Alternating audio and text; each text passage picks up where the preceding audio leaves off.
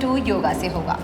आज एक ऐसा मज़ेदार एपिसोड आपको दिखाने जा रही हूँ जिसको देख के कहीं आप दांतों तले उंगली ना चबा लें। और ऐसा ज़रूर होगा क्योंकि जब पहली बार मैंने देखा था तो मेरे साथ भी ऐसा ही हुआ था। तो मिलते हैं आज के हमारी योगा एक्सपर्ट तरनदीप से, जो आज हमें एरियल योगा के बारे में बताएंगी भी और सिखाएंगे भी। राइट। तो शुरू करें, चलिए शुरू करते हैं। अच्छा ये बताइए कि ये जो एरियल योगा है, ये पहले आपको इसको करने की इंस्पिरेशन आपको कहाँ से मिली? मैं पहले एक्चुअली बॉलीवुड एक्टर्स को देखती थी। अच्छा।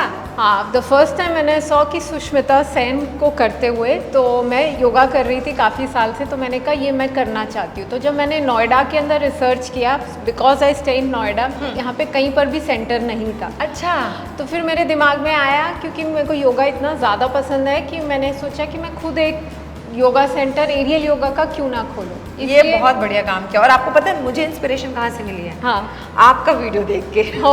मुझे आज तो मैं भी करूँगी, लेकिन एक बार आप करिए योगा, एरियल योगा। मैं आपसे बात करती रहूँगी और उसके बाद फिर मैं भी सीखने की कोशिश करूँगी। तो चले?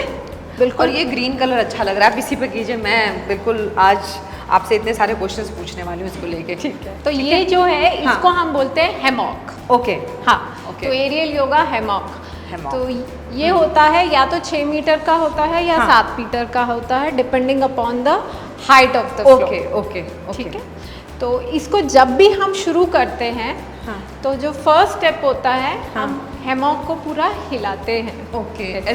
ऐसे हिलाते हैं। ओके। और फिर हम टर्न होके दोनों हाथों को फैला के पहले 8 फोल्ड्स लेते हैं। ओके। देखिए ध्यान से, 1 2 3 4 5 6 7 8। राइट। अब आप पूछेंगे कि आप ये 8 फोल्ड्स ऐसा नहीं लग रहा है कि बचपन में हम झूला झूलते थे? बिल्कुल वही लग रहा है ये देखने में। इसको करने के बाद भी जब आप ऊपर चढ़ते हैं, डिफरेंट पोज करते हैं, तो आपको वही फीलिंग आती है कि आप हवा में हैं और एकदम अपने बचपन के अंदर आ गए। और वो खुशी भी आपके चेहरे पे वैसी जाहिर होती है कि आप एक बच्चा बन चुके। क्या बात है, इसीलिए आप इतनी फिट भी और इतनी खुश भी ना। ओके। तो हम ये 8 फोल्ड्स इसलिए लेते हैं क्योंकि 8 फोल्ड्स लेने से हम बिल्कुल हैमॉक का आधा हिस्सा हम कवर कर लेते हैं। तो हम बिल्कुल सेंटर पे आ जाते हैं। ठीक है। तो ये इम्पोर्टेंस होती है ये 8 फोल्ड्स। ठीक है। अब इसके बाद हम पीछे से हैमॉक को पूरा नीचे करेंगे। अभी जो मैं पोज करने वाली हूँ उसका नाम है वैम्पायर पोज। वैम्पायर? या। ओके। आपको डर नहीं लगता ये करने में वैसे? नहीं, मजा आता है। इसके अंदर जो एड्रेनलिन रश मिलता है और जो खुशी मिलती है ना, वो एक अलग ही लेवल पर है। ओके। ठीक है। तो अब हम इसके अंदर देखिए, अब जैसे मैंने हैमॉक को थोड़ा सा पैरों के आगे कर लिया है, क्योंकि अभी हम यहाँ से एक फ्लिप लेने वाले हैं। ओके। ठीक है। तो मैंने यहाँ पे कस के, इसके अंदर हमें बहुत स्ट्रॉन्ग आर्म ग्रिप रखनी पड़ती है, इसलिए हमारा upper body strength aerial yoga में बहुत ही महत्वपूर्ण होता है। हमारा कोर स्ट्रेंथ और अपर बॉडी। तो वैम्पायर पोज के लिए हम दोनों पैरों को फैलाएंगे, आगे से थोड़ा सा कवर हैमॉक को छोड़ेंगे। ओके। और जो पीछे से भी हम अपने शोल्डर्स को पूरा अच्छे से कवर करेंगे। ओके। और दोनों हाथों को अच्छी तरह से ग्रिप करके ऊपर जाते हुए पहले पैरों को, अपने दोनों पैरों को जोड़ के फिर हम ऐसे फ्लिप करेंगे। ओह माय गॉड, ये टफ नहीं है बहुत? प्रैक्टिस से इजी हो जाता है। अच्छा, और इसके फायदे क्या होते हैं? इसके वैम्पायर पोज के, ये आपके शोल्डर्स को ओपन अप करता है। और आपका कोर स्ट्रेंथ भी बढ़ाता है। ओके। और इसके अंदर जैसे ये इन्वर्जन है, तो सारे जो इन्वर्जन्स होते हैं, मतलब ब्लड फ्लो जो है वो अच्छा होता है। वो ब्लड फ्लो अच्छा होता है, जो आपके स्किन और आपके हेयर के लिए बहुत फायदेमंद होता है। ओके। तो अब हम आ गए वापस। ओह, वेरी नाइस। और यहाँ तो ये हमें कितनी देर तक करना है? कुछ ऐसा इसका नियम कानून कुछ है इसमें? नहीं, एरियल योगा के अंदर हर किसी की बॉडी अलग होती है और हर किसी का स्टैमिना जैसे जैसे बिल्डअप होता है। तो इसमें जैसे नॉर्मल योगा की तरह हम 10-15 काउंट्स तक ये नहीं कर सकते। आप जब तक कंफर्टेबल हैं उस पोज में, आप तब तक उसमें रह सकते हैं, चाहे वो 5 सेकंड है, 10 सेकंड है या 15 सेकंड है। उसे ठीक ढंग से करना ज़रूरी होता है, पर ड्यूरेशन मायने नहीं सकती। Okay okay. वैसे भी एरियल योगा जैसे कि आप जानते हैं हम एंटी ग्रेविटी करते हैं, तो इसके अंदर हमारे जो मसल्स है वो 2 टाइम्स वर्क करते हैं। Okay, double time work. Double time. अच्छा। तो 1 घंटा aerial yoga is as good as 2 hours of floor yoga. Okay, ये इम्पोर्टेंट बात बताई आपने। ठीक है, अब सेकंड पोज करें। श्योर। अब दूसरे पोज के लिए हम नीचे उतरेंगे। हाँ। अब दूसरा पोज जो हम करने वाले हैं, उसके अंदर पहले हम करेंगे फ्रॉग पोज करेंगे और उसके बाद हम करेंगे गॉडेस पोज। ओके, यस, ठीक है। तो इसके लिए जो हम हैमॉक को अपने मिड बैक पे रखते हैं, ना ही बहुत नीचे रखना है ना ही बहुत ऊपर रखना है, मिड बैक पे रखना है। ठीक है। और पीछे स्लाइड होना है, अच्छे से टाइट ग्रिप करनी है। हाँ। और बैलेंस बनाते हुए लातों को खोलते हुए फिर हम लातों को फोल्ड करेंगे। क्या बात है।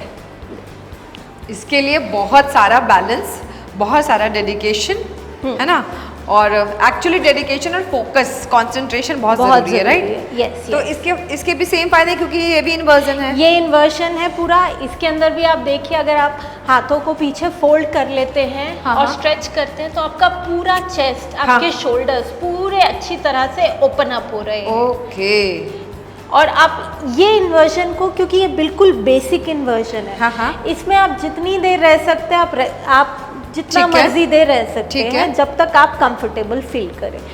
अब फ्रॉग पोज के बाद हम नेक्स्ट करने वाले हैं गॉडेस पोज। तो गॉडेस पोज के लिए हम हैमॉक को ऊपर से पकड़ते हैं। ओके।